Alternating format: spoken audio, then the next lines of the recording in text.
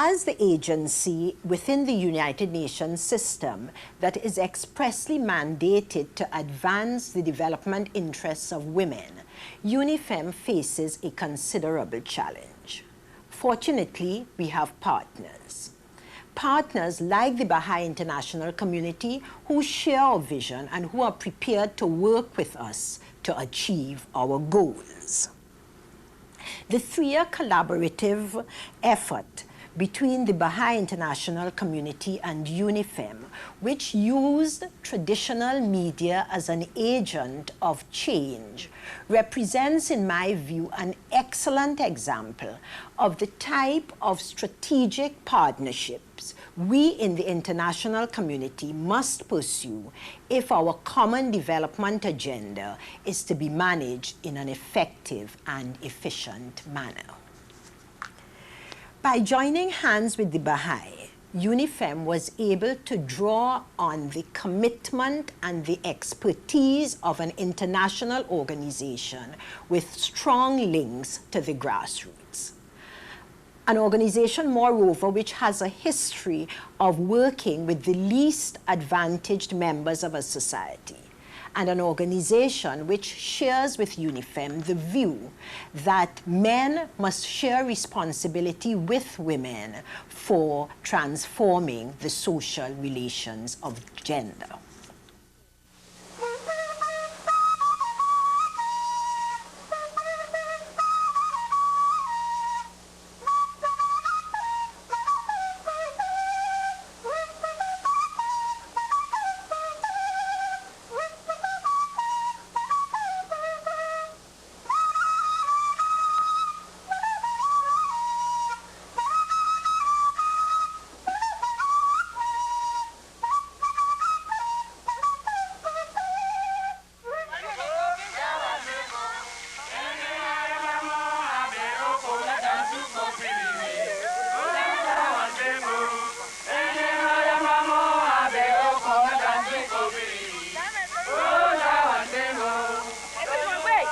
This video describes the steps in a project intended to raise the status of women in 5 countries.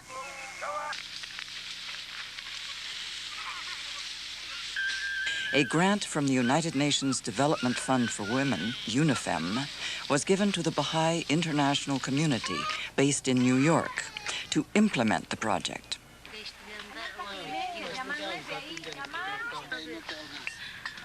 Following the participatory nature of the entire project, the scenes you are about to see were shot by participants in the field, both men and women, often illiterate indigenous villagers.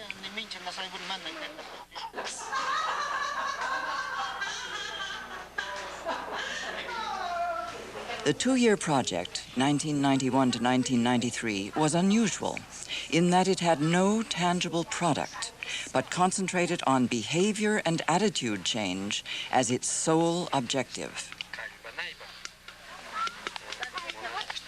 Its philosophy, stemming from the fundamental Baha'i principle of the equality of men and women, is that people will change their behaviors when they themselves see the need for change and the resulting benefits. Even then, they will change in conformity to their own internal visions, not to the plan of an external development agency. Except for the senior technical advisor, none of the participants were development professionals. They came from all walks of life: housewives, farmers, teachers, civil servants, men, women, youth, and children. When possible, the entire community in each project locality was mobilized to achieve critical mass. This meant that the BIC needed to plan a sequence of events for the participating communities to explore and experience the problems and issues linked to the status of women, to analyze the benefits to be gained from changing their traditional behavior, and to examine the kinds of actions they wished to take to improve the situation, not only for the benefit of women, but of the entire community.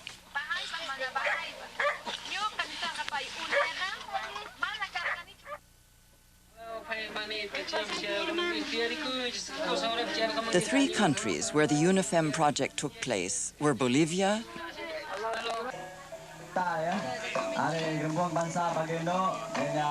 Malaysia,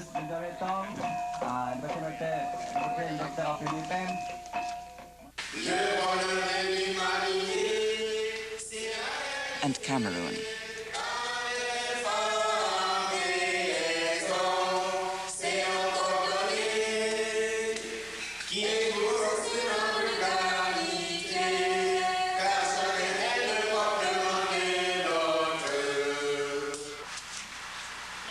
Each project was implemented by a local, non-governmental organization, the Baha'i National Spiritual Assembly of each country. Local programs were managed and implemented by the local Baha'i Assembly.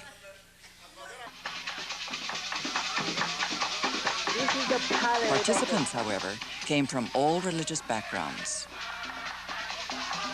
Additional sites in Brazil and Nigeria were funded directly by the BIC. Traditional media was chosen as the means by which traditional values were explored, and messages containing new values and concepts were presented for consultation to the local community. A medium that reflected their own cultures, and the use of drama or song diffused potential conflicts between men and women.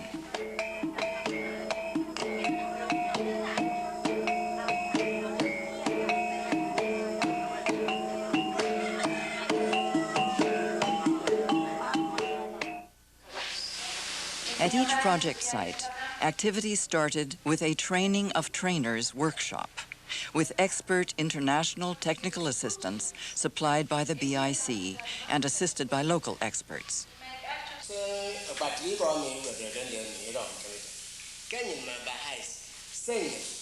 These training workshops were highly participatory in nature and in each country adapted to specific site realities and needs.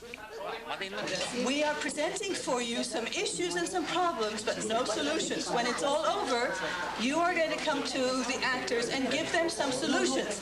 To the extent possible that we have time, they will try and redo the play with your solutions in it and see if they work. But you're supposed to be doing your homework. Well, give up, Papa. Please, can you spare some time? You go and do your work. Mother will come and have you. Mother! Papa, I'm hungry. Mother, could you see to her, please? You know, I've been having a headache the whole day. It's your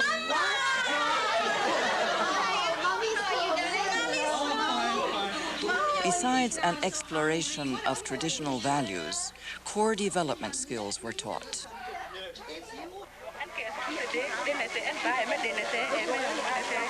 Communities learned how to do qualitative research and analyze the results. They learned how to plan and manage a communication campaign and how to evaluate the results. Basic consultation skills, emphasizing mutual respect for others' opinions, were taught as a prerequisite to decision-making. There are three things about people doing research: behavior and attitudes, methods, and sharing. And he says the most important is behavior and attitudes. If you don't have the attitude they can do it, it shows in your behavior.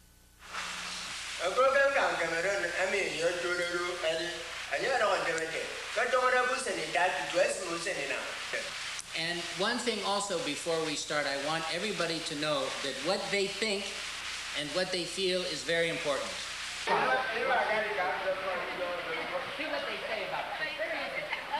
From the first, BIC recognized that if women's status was to change, men would need to be included in all activities.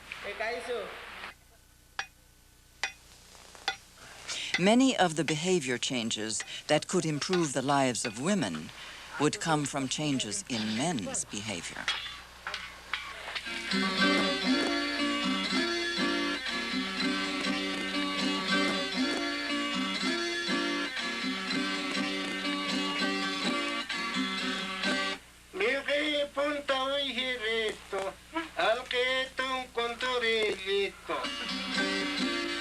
After the national workshops, each country coordinator then facilitated workshops in the local sites. Although men and women participated together in these workshops, special activities were designed that encouraged women to speak publicly, sharing their thoughts and problems, often for the first time.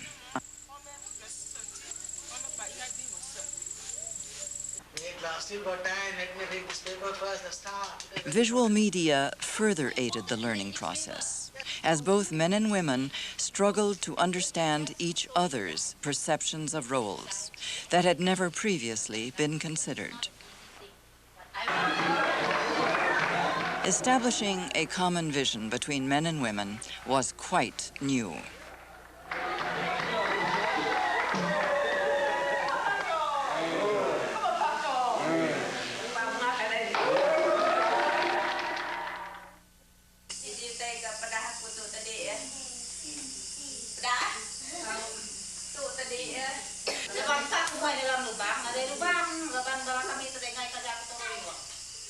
In Sarawak, Malaysia, with members of the Iban tribe, amongst the Quechua Indians of Bolivia, and with the Bia peoples of Cameroon, men and women were given Polaroid cameras and asked to photograph images of community events and things they felt were important.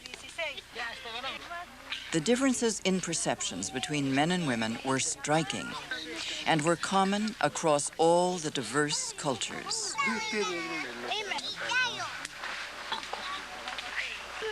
They made maps of their village.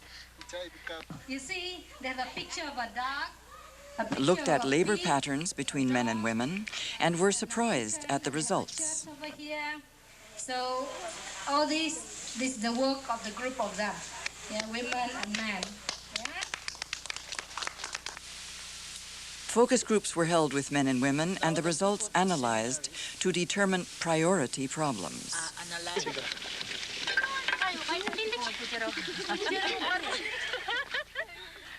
Others concentrated on community activities such as the pervasive problems of illiteracy amongst women, or the problems of assuring a stable and easy water source.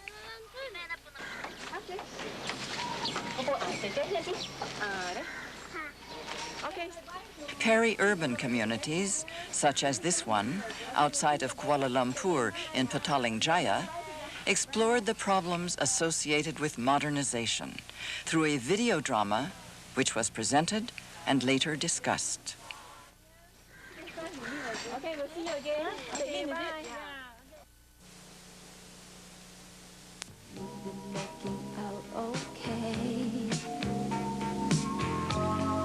He's in love, don't stand in his way. Coffee, And can I change to the other program? No, can't you see I'm watching? But the other program is very No, nice. I know. This is my favorite program. No, You take a I seat, must see you watch it. Just give me a little one. No, wait, you shut up.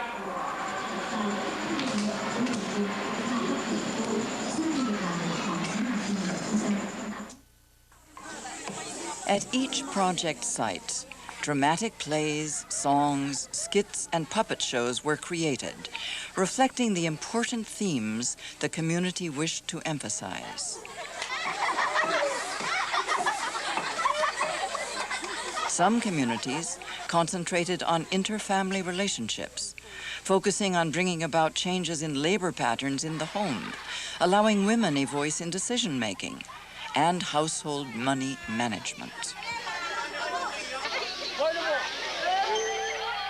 The dramas ranged from very polished and rehearsed to simple and direct, but all effectively touched both the participants and their audiences.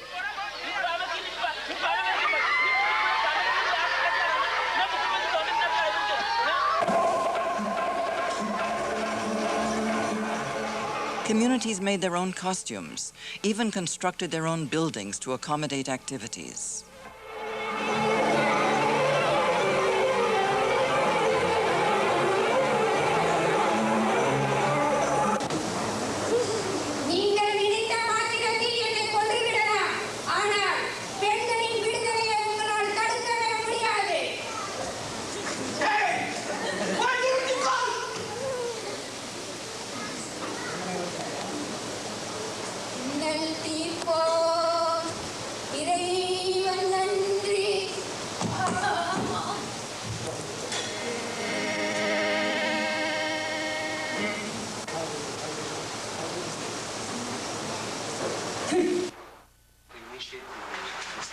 Following the presentations, there were discussions with community members to determine some of the specific actions that they could take to improve women's status.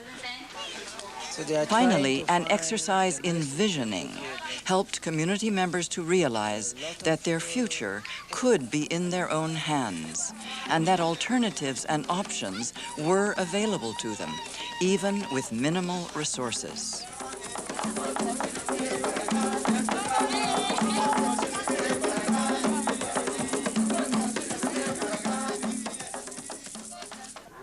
Interestingly, the same 3 priority problems were identified through the qualitative research early in the project in all sites. Cameroon, which began its program earlier than the other countries, demonstrates how a local community can tackle its own problems with minimum outside help or resources.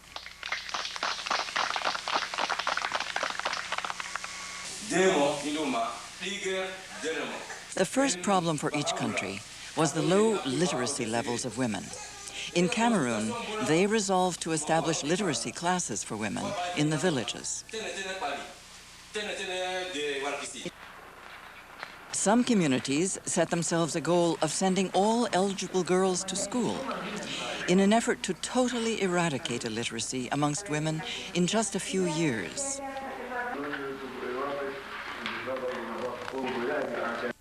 Some communities decided to take protective action to ensure that the girls would not be sexually molested. Our interest is very strongly in attitude formation also, and this is, as I say, a wonderful opportunity to really go to the heart of changing attitudes and values, particularly in relation to women. Because if you may not have noticed, because you're here filming when we have boys, but if you were here when the girls are, you would notice a very sharp reduction in the student body.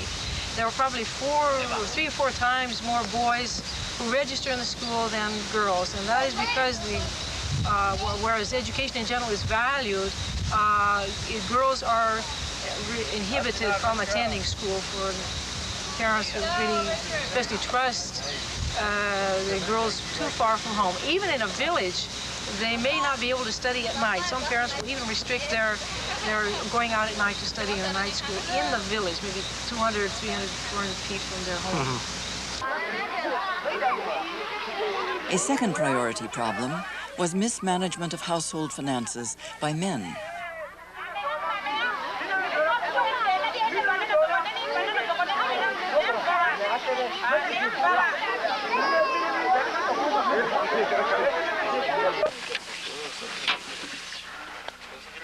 A third priority problem was the heavy workload that women had to undertake in their daily lives.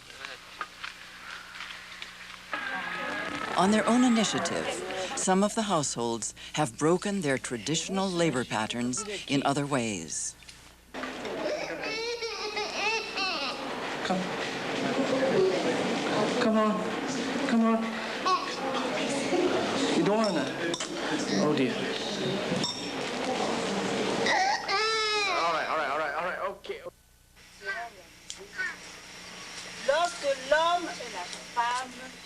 The UNIFEM representative in Cameroon visited the project site and recommended that income-generating activities be included so that women could purchase mills to reduce the time they spend grinding corn for meal.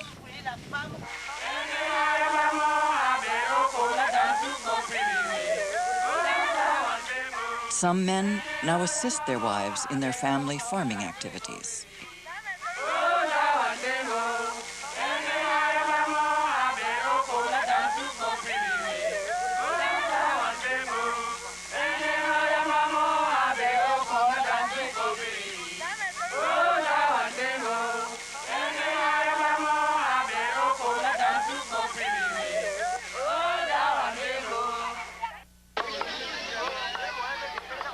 Women report that since the project began, their husbands have substantially reduced their alcohol consumption.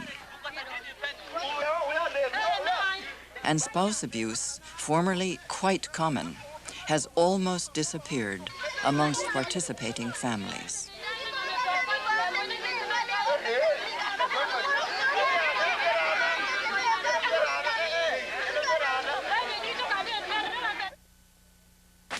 So tika Fanny Maldonado, kani Serafina Mamani. Jay kunata Wilgari Gages, my wife no chaps no gayashan to attend to Laura Ningota, Comuneras Ningota Harita. Ufados de Herman Flandes, Mediatata Navaigun. The personal transformation of all those involved has been the most important result of this UNIFEM project.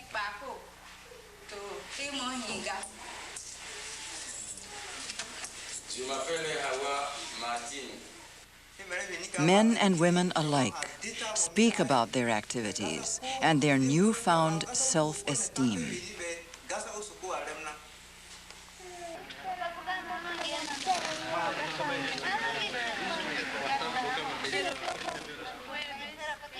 In Bolivia, a woman from one of the project sites was elected for the first time to the local governmental body, the Sindicat.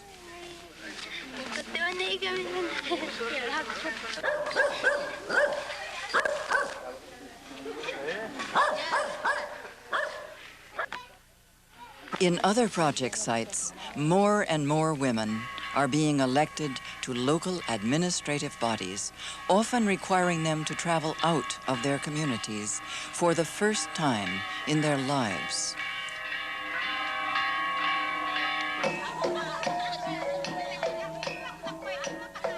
They have gained more self-confidence in their interactions with other development bodies, in particular the government. They are articulating their own and their community's needs.